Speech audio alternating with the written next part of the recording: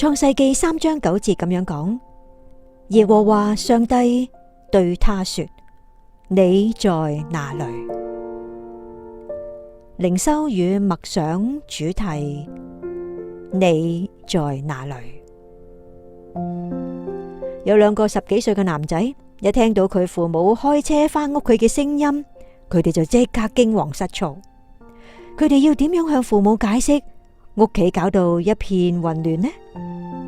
原來喺嗰日早上，父母開車出遠門之前，父親好明確就咁樣講：唔准開 party， 謝絕吵鬧嘅朋友。但係呢一班愛胡鬧嘅朋友竟然係嚟到家中，呢2個男孩亦都唔顧父親嘅警告，容許佢哋留喺屋企。而家家裏邊搞到好混亂啦。呢2個男仔呢又醉醺醺，而且仲披頭散髮，衣衫不整。佢哋非常之害怕，於是就匿埋起嚟。當亞當同夏娃選擇違背上帝以後，佢哋聽到上帝走近嘅聲音，必定亦都有相同嘅感受。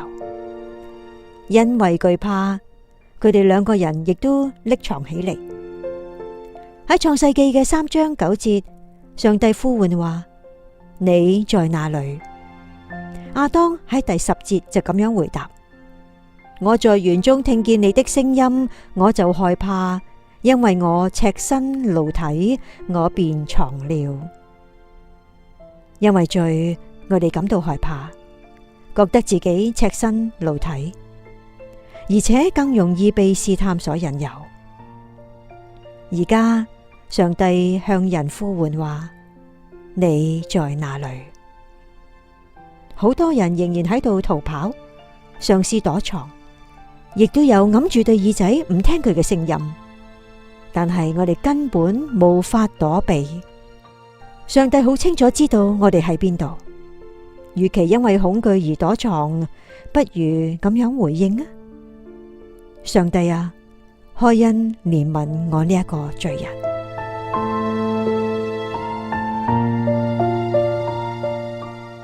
以上嘅分享信息係節錄喺美好的親密關係中，主題沒有回頭路，但前行有出路。如果你想了解更多信息嘅內容，邀請你可以瀏覽 odb.hk 探索研經叢書系列美好的親密關係研經網站。與此同時，亦都邀請你可以轉載同其他人分享，盼望能夠透過呢5集嘅內容，能夠幫助並且鼓勵你，靠着上帝與你嘅配偶建立美好親密嘅關係。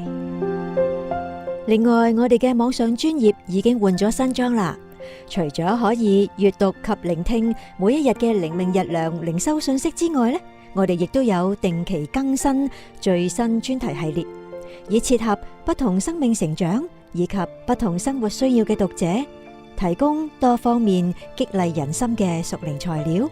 而呢啲材料亦都會按時陸續推出㗎啦。如果你想了解更多嘅話，邀請你可以上到去我哋呢一個網址 odb.hk 靈命日糧事工瀏覽。同時亦都好想邀請你繼續為我哋嘅事工喺人手以及經濟方面禱告，一齊踏上信心倚靠上帝嘅功課。願上帝賜福於你。